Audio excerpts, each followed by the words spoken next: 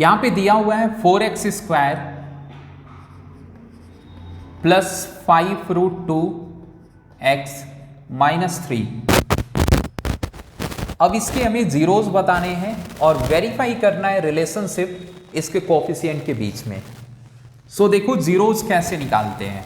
Zeros निकालने के लिए एक्स स्क्वायर का कोफिशिएंट जिसे हम a बोलते हैं और कांस्टेंट टर्म जिसे c बोलते हो आप, इन दोनों के प्रोडक्ट यानी -3 इंटू 4 ये हो जाएगा -12।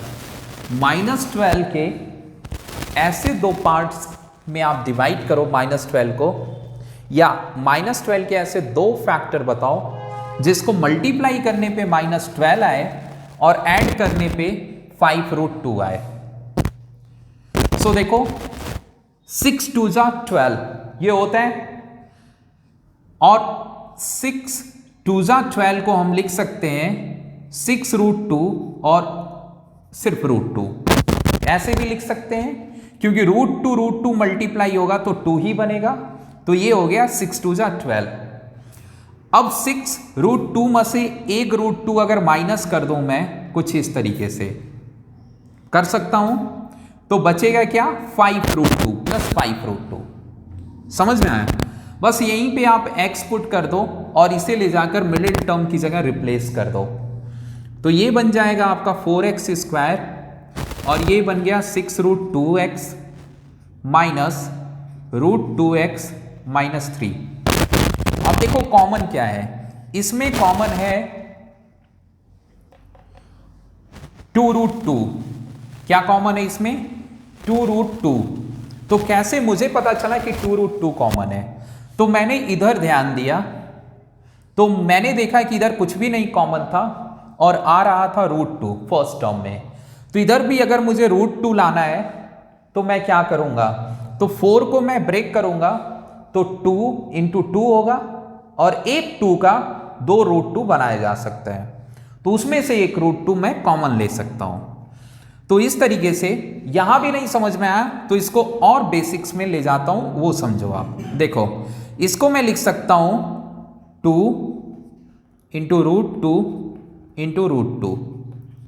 ये √2 क्या बन जाएगा 2 और 2 2 जा 4 हुआ, और इधर मैं x स्क्वायर लिख लूं, और ये 6√2 को मैं लिख सकता हूं 2 इंटू 3√2x, और इस टर्म को मैं ऐसे ही छोड़ देता हूं, ऐसे ही रहने दीजिए। इन दोनों टर्म्स को आप समझिए जो मैंने ब्रेक किया है बहुत ही बेसिक्स लेवल पे। अब इन दोनों में कॉमन क्या है, तो आप देखेंगे 2 कॉमन है, √2 कॉमन है, और x इधर स्क्वायर है और इधर सिंगल, तो एक x कॉमन हो गया। तो आपके पास जो कॉमन आया बाहर लिखिए 2√2x। अब बचा क्या, √2 बचा, एक x बचा क्योंकि x स्क्वायर था, एक बाहर आ गया तो एक x बचा, और इधर क्या बचा, सिर्फ 3 ये बच गया।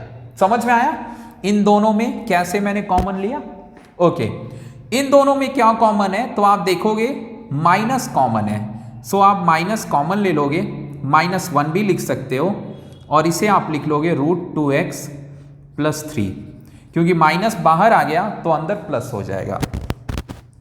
अब देखो ये चीज दोनों में है, दोनों टर्म्स में, तो इसे बाहर लिख लोगे, कॉमन ले लोगे ऐसे, और ये लिख दिया जाएगा आपके दूसरे ब्रैकेट में कुछ इस तरीके से। अब इन्हें इक्वेट कर लोगे आप 0 के, तो यहां से आपको x मिल जाएगा, इससे √2x प्लस 3 इक्वल टू 0, तो x इक्वल टू -3 अपॉन √2 मिलेगा। सिमिलरली इसे भी इक्वेट करोगे तो 2√2x माइनस 1 इक्वल टू 0, और ये x इक्वल टू 1 अपॉन 2√2 देगा। ठीक है, x की दो वैल्यू आ गई अपने पास, इसे ही हम एज्यूम कर लेंगे अल्फा और बीटा, क्योंकि अभी दिया है रिलेशनशिप बिटवीन कोएफिशिएंट। सो कोएफिशिएंट में रिलेशनशिप निकालने के लिए हम देखते हैं alpha plus beta. So alpha plus beta होता क्या है, तो -b/a, -b/a बोले तो b is the coefficient of x and a is the coefficient of x square. Alpha मैंने निकाल लिया है, लिखूंगा मैं 3/√2, और बीटा भी मैंने निकाल लिया है 1/2√2। और b क्या है, सो b 5√2 है, 5√2, और a क्या है, सो 4। समझ में आया? ये वैल्यू रखने के बाद इधर सॉल्व करो और इधर सॉल्व कर पाओ या सिंपलेस्ट फॉर्म में कर पाओ, करो। दोनों को बेसिकली इक्वल दिखाना है, करते हैं। चलिए अब देखिए, इसमें एलसीएम आप लेंगे तो एलसीएम आपको मिलेगा 2√2।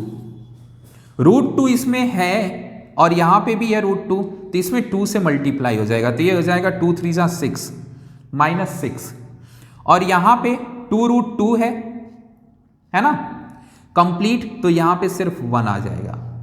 समझना है इतना। अब इधर देखिए, इधर हम करेंगे रैशनलाइज, तो कैसे पता, तो यहां पे नीचे 2√2 आ रहा है, यहां 4 है और ऊपर रूट है, यहां ऊपर रूट नहीं आ रहा है, तो पहले ही हम समझ गए कि रैशनलाइज करना पड़ेगा। तो रैशनलाइज करते हैं, देखते हैं कुछ कटता है या नहीं। चलिए इसको हम लिखेंगे और रैशनलाइज करेंगे √2 से। अब देखो, √2 से रैशनलाइज करने से ये √2 इंटू √2 बन जाएगा 2, इसको आप हटा दीजिएगा। चलिए नेक्स्ट स्टेप में मैं लिख के समझाता हूं। यहां देखिए, -6 + 1 हो गया -5/2√2। देखिए आप, -5 इंटू 2 आप लिख लेंगे क्योंकि √2 2 हो गया, और ये हो गया 4√2। इस 2 से ये कट गया, 2 आ गया।